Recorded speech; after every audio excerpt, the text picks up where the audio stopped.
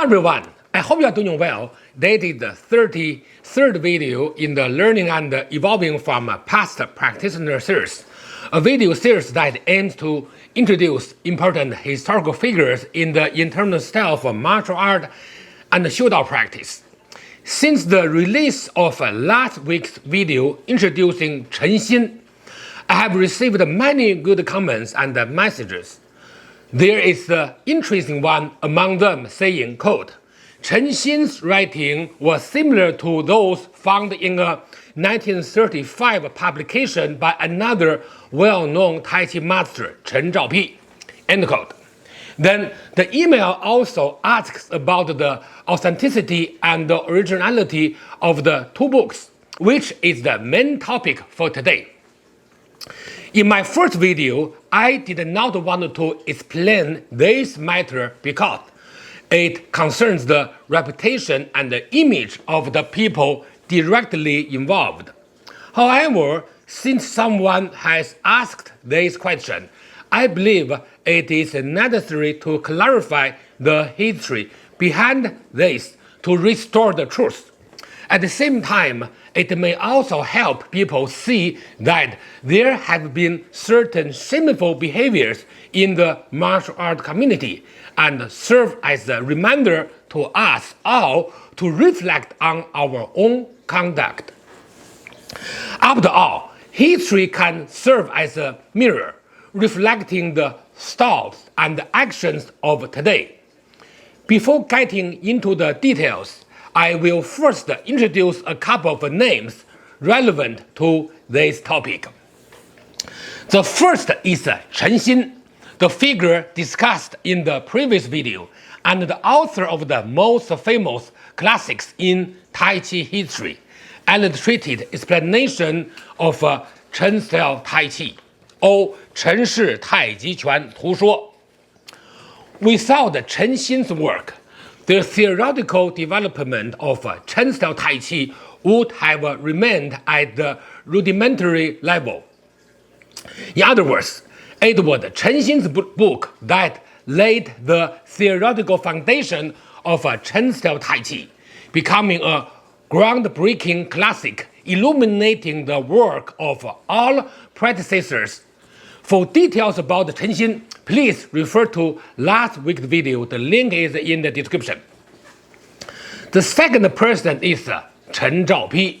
So, who was he? He was one of the earliest teachers to introduce Chen Style Tai Chi in Beijing, learning mainly under Chen Fake. While doing business in Beijing, he began teaching Tai Chi there. Later, for career development, he went to Nanjing to teach Tai Chi in some prestigious places. Before his departure, he introduced his teacher and uncle, Chen Fake, to Beijing.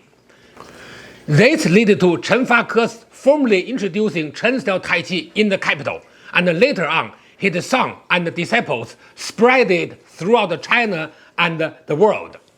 By the way, I've talked about Chen Zhaopi briefly in my Xinjia versus Laojia debate video posted over 5 years ago. Link is in the description.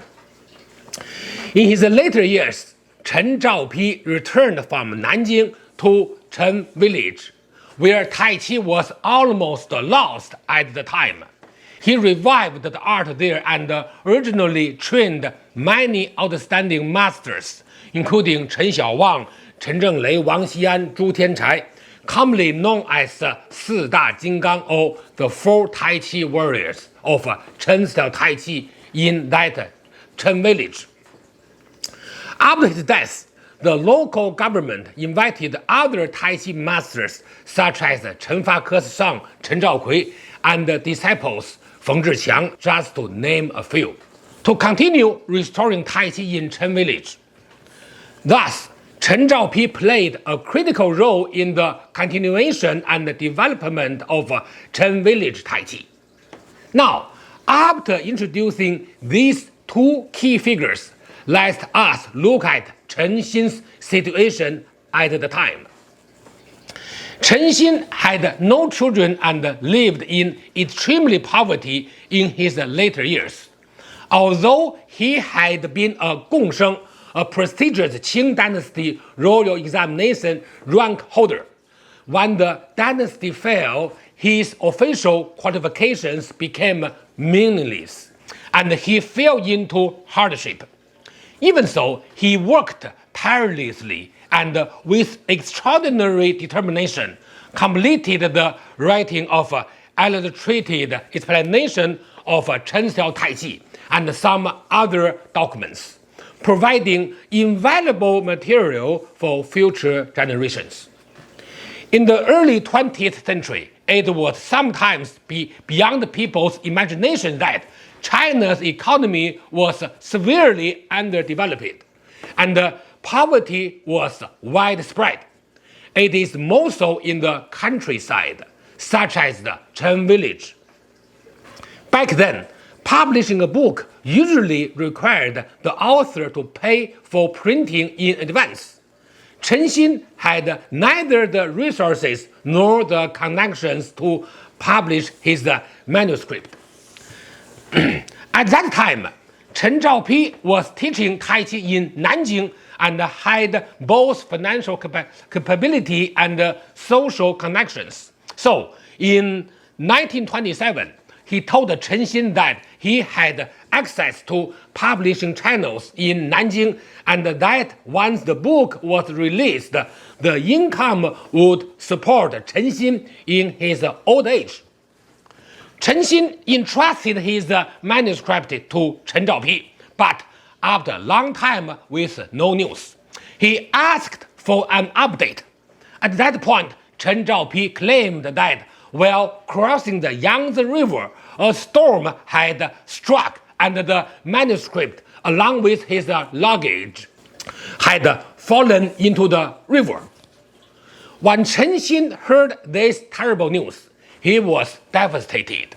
He became severely ill and passed away soon after.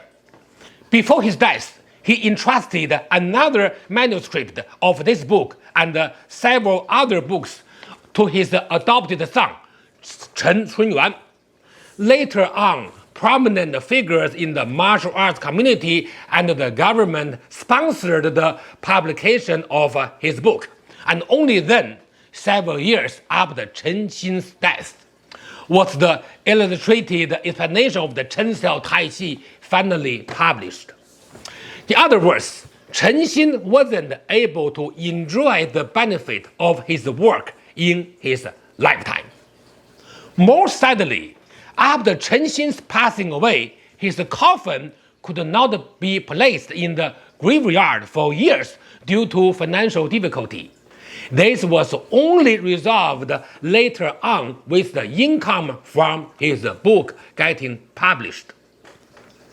2 years after the publication of Chen Xin's book, Chen Zhaopi published Chen Shi Tai Chi Quan Hui Zong, or the collected book works of Chen Style Tai Chi, and Chen Shi Tai Chi Quan Tu Jie, or illustrated Chen Style Tai Chi. I have a copy of the former, this one. When comparing the two books, the one written by Chen Xin, the other edited and published by Chen Zhaopi, it is not difficult to see that much of the content is directly taken from Chen Xin's work. However, in Chen Zhaopi's publication, only some sections were marked as originating from Chen Xin, while the vast majority did not acknowledge his authorship. He even edited some of Chen Xin's drawings and replaced them with his own photos. Therefore, many people who acknowledged this history believe that Chen Zhaopi had lied about Chen Xin's manuscript falling into the river. Chen Zhaopi had deceived Chen Xin with this act, devoid of morality and conscience, something shameful and disgraceful.